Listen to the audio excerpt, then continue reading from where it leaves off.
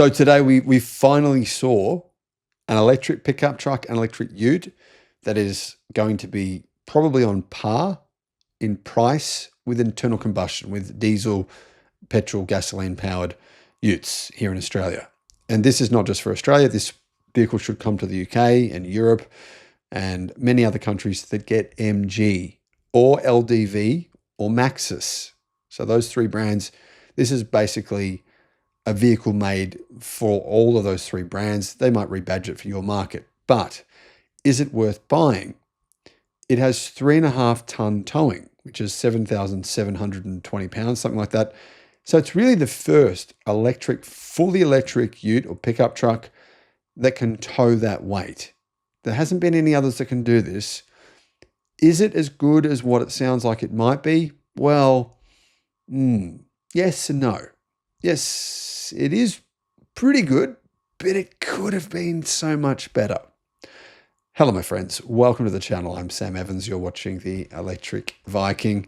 Need expert advice on what car to buy, what solar system to get, what home battery to get, or potentially for your business? You can get, guys, a one-on-one consultation directly with me, 60 minutes of tailored guidance.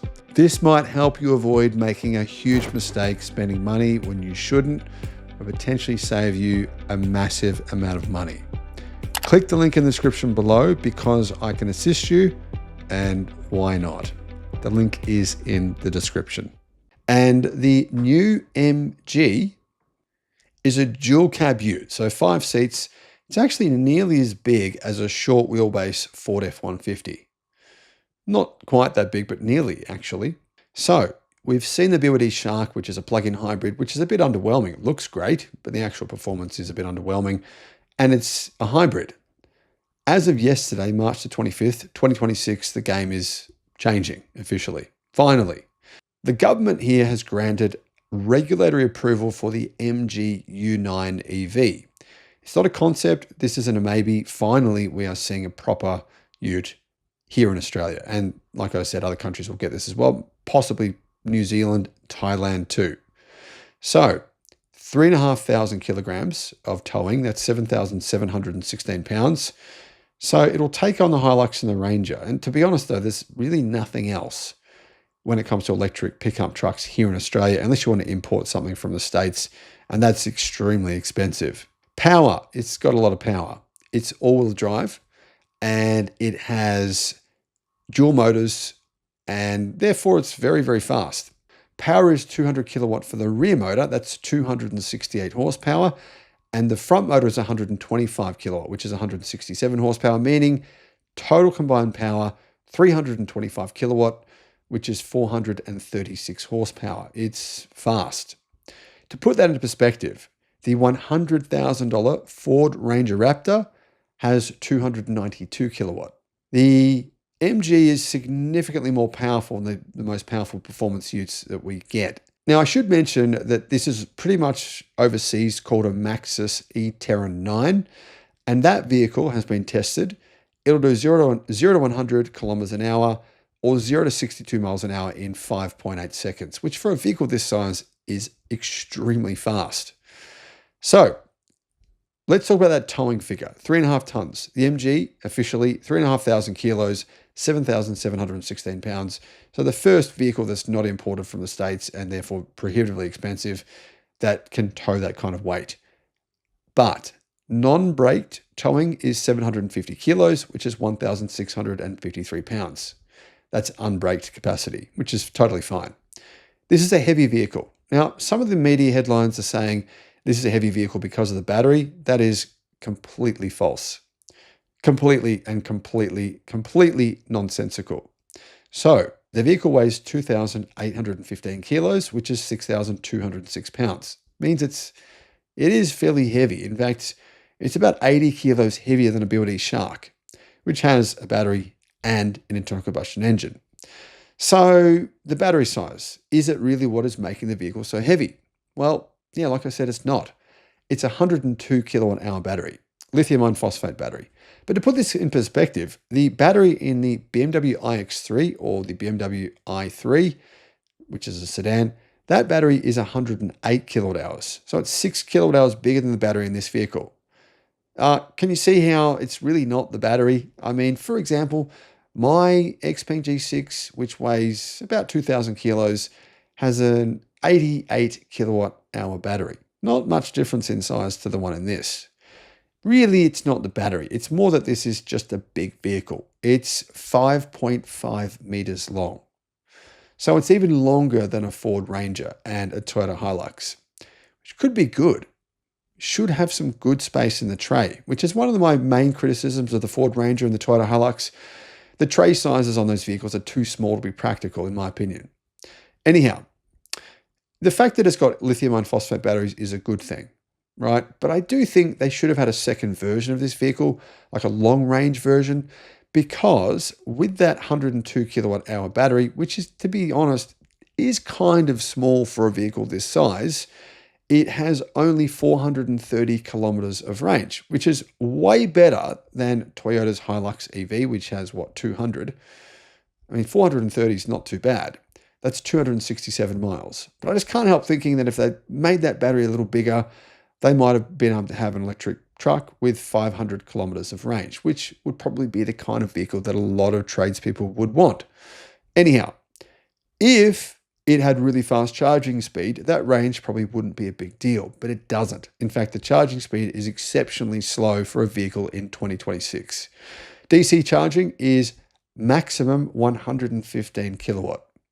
So it'll take you 40 minutes to charge the battery from 20 to 80% and around 50 minutes to charge it from 10 to 80%, meaning it's one of the slowest charging vehicles that will go on sale in Australia. Yeah. AC charging, not bad. It's 11 kilowatt. And you probably do most of your charging at home anyway using that 11 kilowatt AC charging.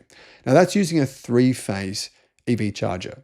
If you've got a single phase charger at home, then you're looking at 7 kilowatt.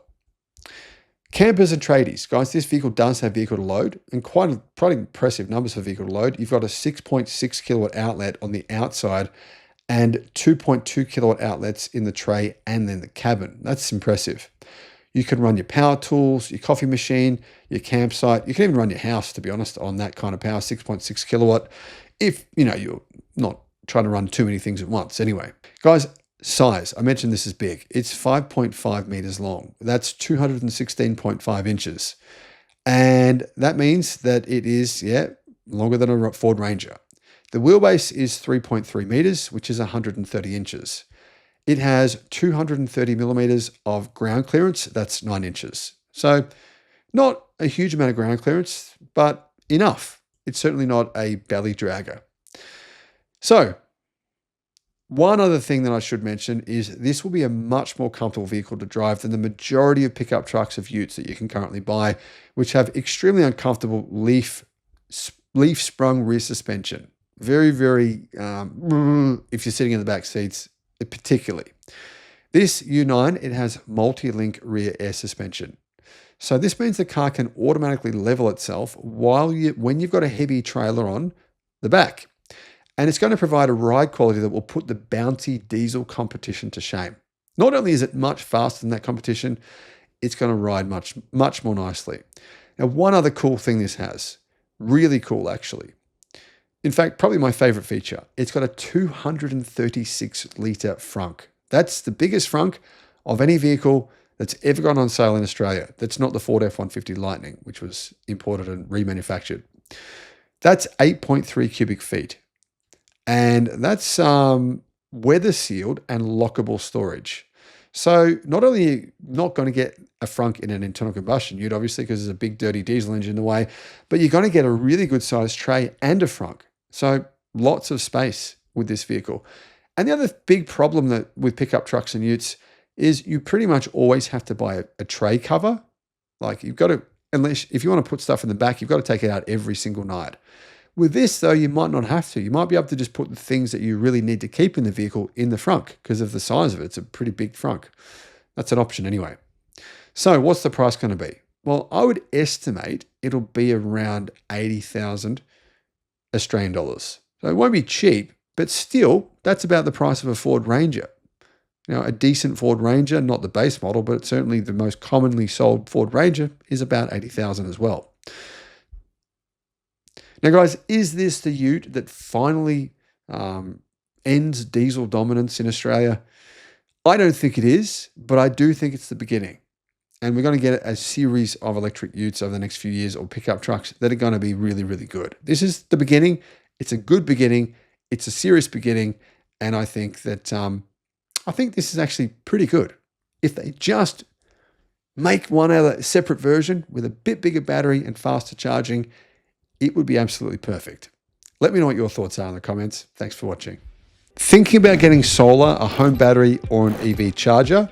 Check out Australia's best free comparison tool, because it could save you a lot of money. Guys, click on the link below in the description and you can see how much you can save. Alternatively, give Resync a call. They are the guys who installed my battery and my home solar. I'll put a link to them as well in the description.